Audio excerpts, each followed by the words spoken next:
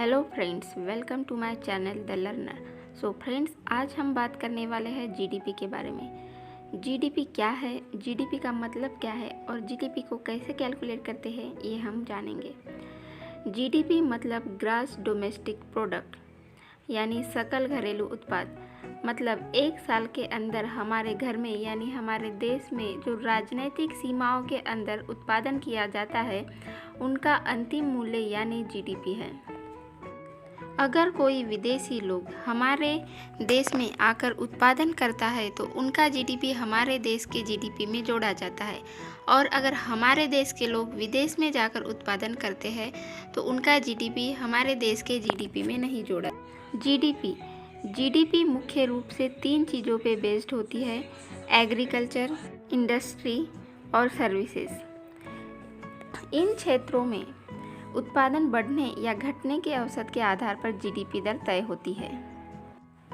किसी भी देश की जीडीपी को कैसे मापा जाता है, इसे आसान तरीके से समझते हैं। मान लीजिए किसी देश में एक साल में 50 कंप्यूटर बनते हैं और एक कंप्यूटर की कीमत है 30,000, तो 50 कंप्यूटरों की कीमत हो जाती है 15 लाख, यानी उस देश की जीडीपी 15 लाख होगी। अब हम देखेंगे कि जीडीपी को कैसे कैलकुलेट करते हैं। जीडीपी का फार्मूला है GDP equals to C plus I plus G plus X minus M। C means consumer expenditure, I means industries investment, G means government expenditure, X means export minus import.